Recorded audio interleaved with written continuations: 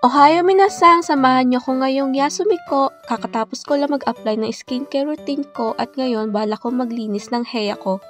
At dahil sobrang lamig sa labas, magre-redecorate lang ako ng room ko.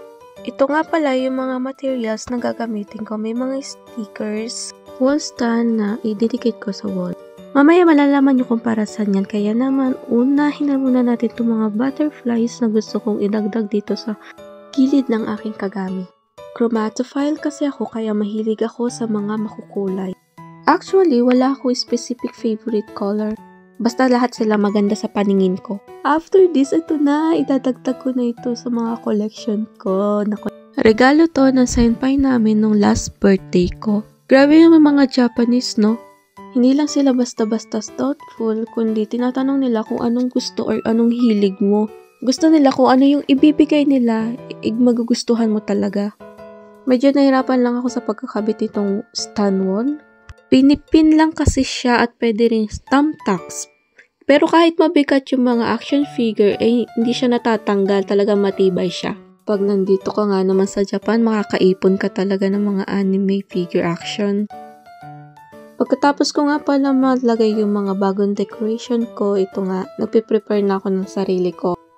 Maglilinis na kasi ako, linis na may konting kanta at konting sayaw, alam mo na, pampa good vibes. Grabe naman din kasi ang lamig sa labas. Uy, kahit nasa loob ka ng bahay, talagang balot na balot ka. Partida, naka-heater pa yan. Dito kasi sa lugar ko sa Japan, talagang sobrang lamig kapag winter. Umaabot din to ng mga -10. Hindi ko ma-imagine, hindi ko ma-explain yung lamig niya, pero mas malamig pa talaga siya sa ref or freezer, as in. Kaya tuwing winter season, dito lang talaga ako nag-i-stay sa bahay.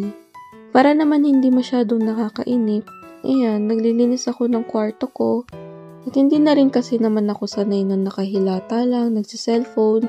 Gusto ko talaga yung gumagalaw ako.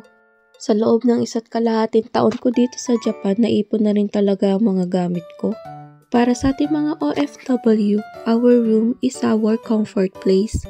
Kaya masarap sa pakiramdam kapag malinis at maayos ang kwarto mo. Dahil dito, naaalis ang pagod natin, nagkakaroon tayo ng peace of mind, at mas nakakapagpahinga tayo ng maayos. Yun kasi talaga ang kailangan natin lalo na at lagi tayo pagod sa trabaho. Yung balloons nga pala ginamit nung birthday ko, hindi ko na siya naalis. So that's all. Thank you sa pagsama ngayong Yasumiko. Tane!